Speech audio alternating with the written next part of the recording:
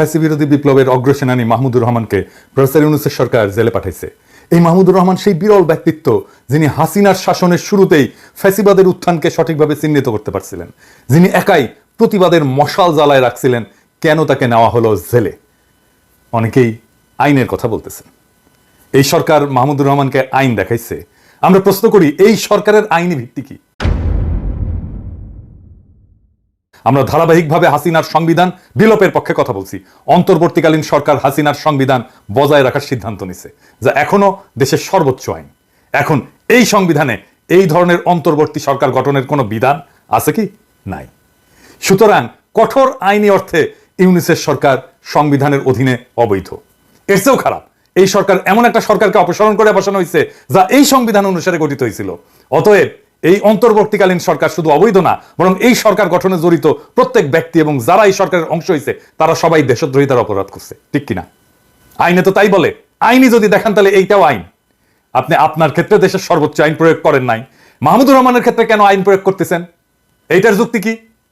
আপনি হয়তো বলবেন যে এই সরকার সফল বিপ্লবের পর জনমানুষের ইচ্ছার ভিত্তিতে বসানো হয়েছে। ঠিক কি? তাইলে মাহমুদুর রহমানকে যে কারাগারে পাঠাইছেন এটা কি জনমানুষের ইচ্ছা অনুযায়ী? এই মাহমুদুর রহমান হইতেছেন বিপ্লবের প্রকৃত নায়ক। শহীদদের ছাড়া মাহমুদুর রহমান যে ধরনের ত্যাগ স্বীকার করছেন তা আর কেউ করে নাই, আপনারাও করেন নাই। উনি জেলে পড়ছেন, বছরের পর বছর ওনার পত্রিকা বন্ধ করে দেওয়া হয়েছে, ওনাকে আদালতের বারান্দায় রক্তাক্ত করা হয়েছে, ওনাকে দেশ ছাড়তে বাধ্য করা হয়েছে। উনি দেশে ফিরছিলেন কেন? দেশে ফিরছিলেন মৃত্যু পথযাত্রী ওনার মাকে দেখার জন্য, আর কোনো কারণ ছিল না। তাহলে আপনার ক্ষেত্রে জনমানুষের ইচ্ছা প্রযোজ্য, মাহমুদুর রহমানের ক্ষেত্রে ইচ্ছা প্রযোজ্য হবে না কেন? এই মামলার কোনো ভিত্তি আছে?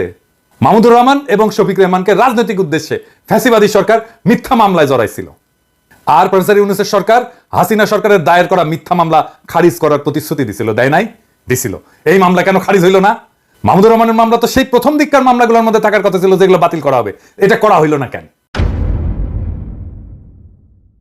এরা ছাড়াও মাহমুদুর রহমান শফিক রেহমানকে শেখ হাসিনার এই কুপুত্র, ওই যে কুত্তে নিয়ে বসে থাকে ও জয়, এর হত্যার ষড়যন্ত্রের অভিযোগে যে মামলায় অভিযুক্ত করা হয়েছে, যেই মামলায় বাংলাদেশের আদালতের কোনো এখতিয়ারই নাই, এই মামলা করার কোনো এখতিয়ার নাই, এই মামলাটাই অবৈধ। জয় যুক্তরাষ্ট্রে বাস করে, শুধুমাত্র মার্কিন আদালতের এখতিয়ার আছে এই ধরনের অভিযোগের উপরে। এবং আশ্চর্যজনকভাবে যুক্তরাষ্ট্রে কোনো মামলা দায়ের করা হয়নি। হাসিনার ফ্যাসিস্ট শাসনের উৎখাতের পরেও এই মামলা কেন বজায় রাখা হইলো? এই রায় কেন বজায় রাখা হইলো? এই রায় তো অবৈধ, মামলাই অবৈধ। আমি আরেকটু বুঝাই বলি। যদি একজন ব্যক্তি যুক্তরাষ্ট্রে বসবাস করে এবং তার হত্যার একটা ষড়যন্ত্র হয়, থিওরিটিক্যালি ধরতেছি, তাহলে সেই অপরাধের মামলা যুক্তরাষ্ট্রের আদালতে দায়ের করতে হবে। কারণ অপরাধের শিকার যে ব্যক্তি, সে ব্যক্তি যুক্তরাষ্ট্রে বসবাস করেন এবং অপরাধের স্থানও কিন্তু যুক্তরাষ্ট্রের এখতিয়ারের মধ্যে পড়ে। তবে ষড়যন্ত্রকারী যদি বাংলাদেশে অবস্থান করে এবং অপরাধের পরিকল্পনা সেখান থেকে পরিচালনা করা হয়, তাইলে বাংলাদেশে সেই মামলা তদন্ত হইতে পারে, মামলা হইতে পারে না। কিন্তু মূল মামলাটা যুক্তরাষ্ট্রের আদালতে দায়ের করতে হবে, কারণ অপরাধের শিকার এবং ষড়যন্ত্রের লক্ষ্য যুক্তরাষ্ট্রের নাগরিক বা বাসিন্দা। যদি এমন একটা মামলা যেখানে ষড়যন্ত্রের শিকার ব্যক্তি যুক্তরাষ্ট্রে বাস করেন এবং ঘটনাটা যুক্তরাষ্ট্রের বিচার ব্যবস্থার আওতাধীন, তাহলে মামলাটা যদি বাংলাদেশে দায়ের করা হয়, তবে এইটা আইনের বেশ কয়েকটা দিক থেকে ব্যত্যয় বা বিচ্যুতি হবে। প্রধান ব্যত্যয়গুলো কি? একটা হইতেছে আন্তর্জাতিক এখতিয়ার লঙ্ঘন। আন্তর্জাতিক আইনে সাধারণত যে দেশে অপরাধ সংঘটিত হয়েছে সেই দেশের আদালতে মামলার শুনানি এবং বিচার করতে পারে।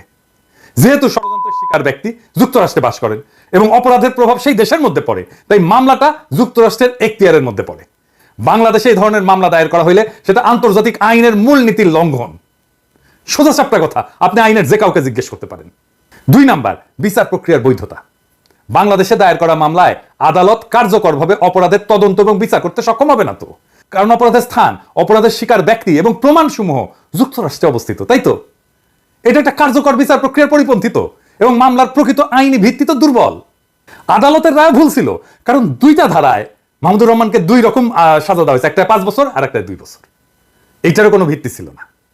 এইটা একটা সুষ্ঠু বিচারের ক্ষেত্রে বৈধ প্রশ্ন তোলে। যদি সরকার মামলাটা চালিয়ে যেতে চাইতো, তাইলে সরকার কি করতে পারতো? সরকার তো এই মামলাটা পুনর্বিচার করতে পারতো, বলতে পারতো এটা আমরা নতুন ভাবে বিচার করব।